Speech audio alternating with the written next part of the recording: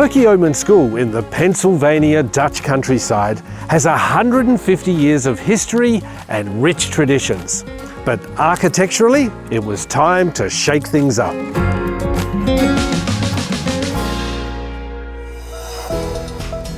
As an institution, we have been blossoming. We've got a 150-year history, but we are growing and changing. I grew up in a school.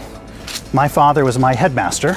Oh, really? So I grew up in the head's house. Oh, goodness. And so I spent my life in independent schools. And the one thing my dad asked of me when I was a kid was to invest myself in the life of the school. And I wanted to be sure that the culture that we grew here at Perkiomen reflected that. So this building is a metaphor for that culture that we're growing as a school. Well, I can't wait to see what you've done.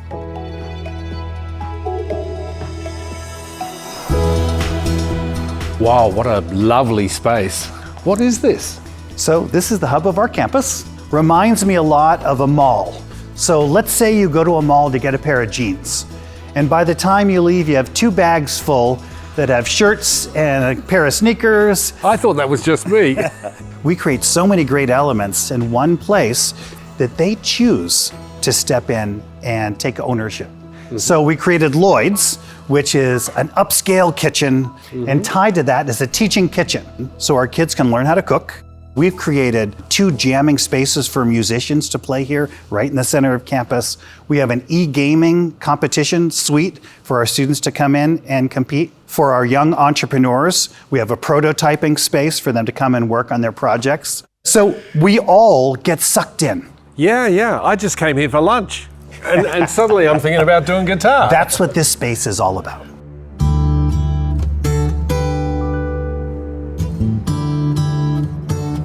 Now, David, you're the architect, and right off the bat, I'm going to say this is nothing like any of the buildings around it. I assume that's purposeful.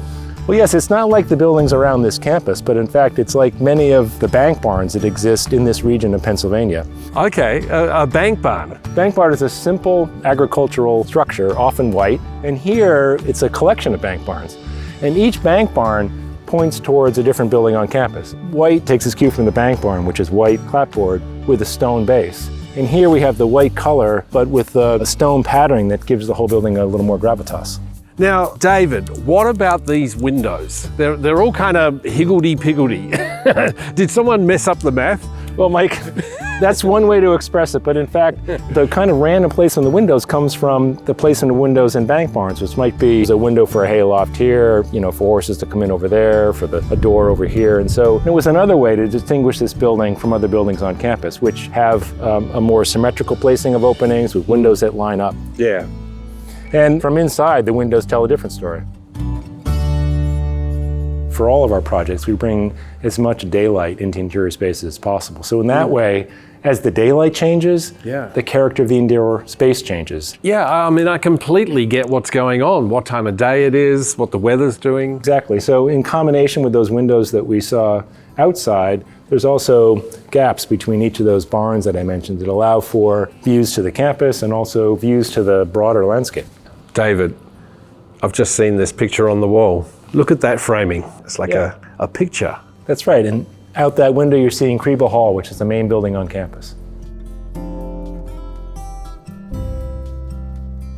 Now, Daithi, you're the project architect. I am. A man of detail. Yes. And there's a lot of detail going on here. Yes, there is a lot of detail. There's a lot of craftsmanship evident in all the work around, whether it's the way the coursing works outside with the windows, or whether it's this railing right in front of you. You can see there's a lot of real crisp and clean details. They look simple, but they're not that simple. It takes a lot of care and precision to get them to come out the way that they did. I mean, this intersection here, you make that look simple, but I know that that's complex. Well, it is complex, but if you take a step back and look at the building as a whole, you'll see that each of the ends of the building is kind of like a plutonic kind of gable end profile, like a children's drawing, 2 walls and a roof. And those 4 sides come in together. The ridges of that form the skylight that you see above you. So it's through those simple geometries and their placement on the landscape and how they come together that creates the complexity that you see here. So Mark, you wanted something different. Did you get it? We sure did, and we are so excited to be able to fill this space with our students. For us, and this building, the hub of the campus now, is going to be transformational, and housed within this is what this building is all about. This building was created for the kids.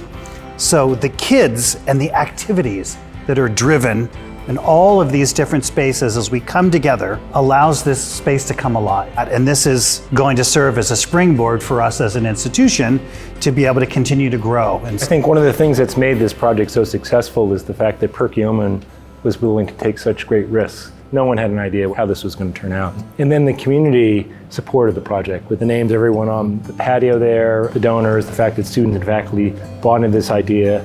We're just thankful to be part of the team and the team effort that brought this project together.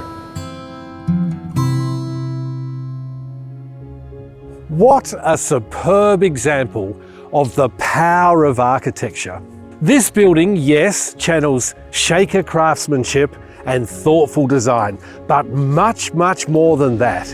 It provides a platform for inspiration, for special student memories, and a springboard for Perkiomen's next chapter.